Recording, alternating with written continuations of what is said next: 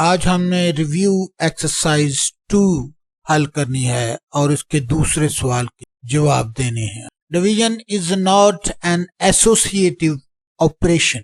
जो डिवीजन होती है वो एसोसिएशन ऑपरेशन नहीं होती। एसोसिएशन का क्या मतलब? एसोसिएशन का मतलब कि फर्ज किया कोई नंबर 4 है और वो 3 पे डिवाइड हो रहा है इस तरह, और उसके बाद वो फिर 2 पर डिवाइड हो रहा है, तो उसको अगर 2 को पहले लिख दें और 3 को बाद में लिख दें और 4 को बाद में लिख दें तो जवाब जो है वो एक जैसा नहीं आएगा, वो डिफरेंस आएगा। जैसे कि ये 3 को अगर 4 पे तकसीम करेंगे, बल्कि कैलकुलेटर पे हम करके देख लेते हैं। 4 divided by 3 divided by 2 is equal to आता है 0.666 और आगे कंटिन्यू है और 7 आ। तो इसी तरह अब हम दूसरी तरफ करते हैं, इसको नोट करके रखना। 0.66 कह लो, 0.66 जवाब आता है। तो उसके बाद अब हम करते हैं इसको, ये 2 डिवाइडेड बाय 3 डिवाइडेड बाय 4, तो ये 0.166 जवाब आ गया है, जो कि उसके बराबर नहीं है। तो यही हमने बताना था कि डिवीजन जो होती है वो एसोसिएटिव ऑपरेशन नहीं होती। तो इसको हम बंद कर देंगे। अगला सवाल शुरू। Every whole number is a natural number. हर होल नंबर नेचुरल नंबर होता है। ये तो फॉल्स है। किस तरह फॉल्स है? ये होल नंबर का सेट है जिसके अरकान है 0 1 2 3 4 और सो ऑन, जहां तक गिनती खत्म होती है। और ये नेचुरल नंबर का सेट है जिसके अरकान है 1 2 3 4 और जहां तक गिनती जाती है। तो ये तो पहला ही रुकन इसमें शामिल नहीं है। ये कैसे कहता है every whole number is natural number? ये 0 होल नंबर है तो इसमें तो शामिल नहीं है। इसकी जो लॉजिक है वो पहले नंबर से ही फेल हो जाती है। तो यहाँ पर हम लिख देंगे false. Every whole number is a natural number. ऐसा नहीं होता। ये 0 होल नंबर है तो इसमें तो ये नहीं है, ये नेचुरल नंबर के सेट में है ही नहीं। ये कैसे कहता है? तो यहाँ पर हम लिख देंगे फॉल्स। और उसके बाद तीसरा part, multiplicative inverse of 0.02 is 50। Multiplicative inverse 0.02 का जो होता है वो 50 होता है। तो ये थोड़ा सा, ये है तो ट्रू लेकिन थोड़ा सा करके हम देख लें। ये है 0.02, इसको हम कन्वर्ट करते हैं, इसका जो पॉइंट है वो खत्म करते हैं। पॉइंट खत्म करने के लिए क्या करते होते हैं, ये जो पॉइंट की जगह है यहाँ पर 1 लिखते हैं और अगले 2 डिजिट जो होते हैं ये 1 और 2 वहां पर 0 लिखते हैं। तो अल्टीमेटली इसके नीचे 0100 आएगा, यानी कि 100 आएगा। इसको 100 पर डिवाइड करेंगे तो 2 1 2 और 2 50 100 होता है। तो 1/50 आ जाएगा। 1/50 का इनवर्स लेंगे हम, मल्टीप्लिकेटिव इनवर्स लेंगे, यानी कि उसको उलट देंगे तो जो 50 आ जाएगा। तो ये तो ठीक होगी बात। वो ये कह रहा था कि 50 आना चाहिए। तो यहाँ पर हम मल्टीप्लिकेटिव इनवर्स ऑफ, ये NV का मतलब मल्टीप्लिकेटिव इनवर्स, NV का मतलब मल्टीप्लिकेटिव इनवर्स 50 आ गया। तो यहाँ पर हम लिख दें ये 2 है। तो उसके बाद pi is a rational number. ये फॉल्स है, ये रैशनल नंबर नहीं है। पाई एक इरैशनल नंबर है।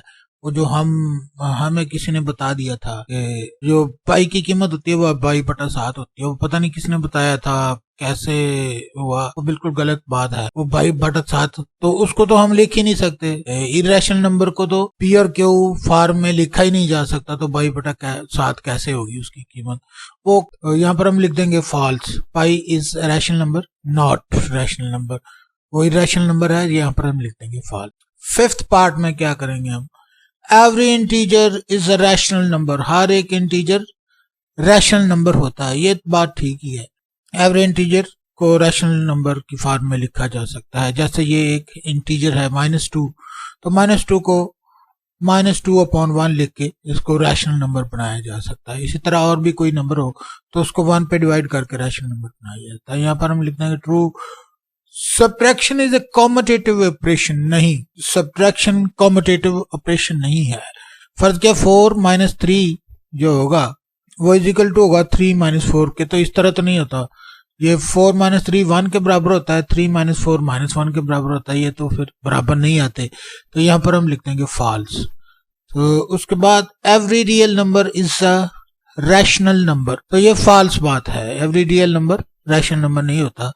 √5 एक रियल नंबर है लेकिन वो रैशनल नंबर नहीं है। उसको जब खोलेंगे तो उसका जवाब तो इरेशनल नंबर हो जाएगा। तो ये के बाद decimal representation of rational number is either terminating और रिकरिंग। तो डेसिमल रिप्रेजेंटेशन होती है किसी भी रैशनल नंबर की, डेसिमल रिप्रेजेंटेशन होती है रैशनल नंबर की, वो या तो टर्मिनेटिंग होती है या रिकरिंग होती है। ये मैं मिसाल के तौर पर आपको बता रहा हूँ। ये एक रैशनल नंबर है 3/8। तो इसका जब जवाब हम निकालेंगे तो ये टर्मिनेटिंग आ जाएगा, ये खत्म हो गया, इसके आगे ये जाता नहीं है। इसको जब डिवाइड करेंगे तो 0.375 ये रैशनल नंबर है, ठीक है। और उसके बाद एक इसकी मिसाल, ये भी एक रैशनल नंबर है, इसको भी P और Q की फॉर्म में लिखा था 4/11 को भी, लेकिन ये इस तरह का रैशनल नंबर है कि ये देख, ये इस पैटर्न में घूमता रहेगा। 0.36, उसके बाद 36, फिर कुछ देर के बाद 0.36 और इसी पैटर्न में ये चलता रहेगा। तो या तो ये टर्मिनेटिंग होती है या फिर रिकरिंग होती है, और एक फॉर्म और होती है। तो इस तरह का पैटर्न की बजाय ये है 2/9, तो इसको हम करते हैं तो ये 0.2222 और आगे 100 ऑन ऐसे ही बढ़ता जाएगा। यही बात बताई जा रही है कि जो रैशनल नंबर होता है, डेसिमल रिप्रेजेंटेशन होती है, जब उसकी डेसिमल फॉर्म निकाली जाती है तो या तो वो टर्मिनेटिंग आती है या फिर रिकरिंग आती है। ये इस तरह के वो नॉन टर्मिनेटिंग होती है जो आगे चलती जाती है, इसको कहते हैं रिकरिंग। और ये इसको भी रिकरिंग ही कहते हैं। इस पैटर्न में या तो इस पैटर्न में होती है या फिर ऐसे ऐसे इस पैटर्न में होती है। तो ये बात ट्रू है, ये ट्रू है। उसके बाद एक सवाल और है, 9वां पार्ट नंबर 9, 1/8 बार। इस बार का मतलब है कि आगे कंटिन्यूस है, यानी कि 1.888 है, इजिकल टू होता है 1 + 8/9। तो ये ट्रू बात है। ये यहाँ पर मैं कर लेता हूँ। इसको इस तरह कहते हैं ना, 1.8 बार को कहते हैं 1.888 और आगे कंटिन्यू होता है। तो इसका हम एलसीएम लेकर इसको लिख लेते हैं 9 + 8 और ये 17/9 के इक्वल आ जाएगा। 17/9 को यहाँ पर 17 इसके अंदर रखते हैं, ये डिवीजन का निशान है, और 9 को बाहर रख के इस पे डिवाइड, 9 1 = 9 और जो बाकी बचेगा वो 8 आ जाएगा। 8 छोटा है, इस 9 से 8 छोटा है, तो यहाँ पर हम पॉइंट लगाएंगे और यहाँ पर 0 लगाएंगे, और 8 9 = 72, और उसके बाद फिर माइनस किया 72 को 80 से, तो 8 बच गया था, ये छोटा था। फिर इधर से अपने पास से 0 लगाया और फिर इसको डिवाइड किया, तो फिर 8 9 = 72 आएगा, और उसके बाद फिर सब्ट्रैक्शन का अमल किया, 8 आ गया, और उसके बाद ये आता ही जाएगा, इस तरह आता जाएगा। तो ये बात फिर ट्रू है। तो हमने यहाँ पर बस यही था, क्वेश्चन 2 हो चुका है। अब इसको हम पब्लिश करेंगे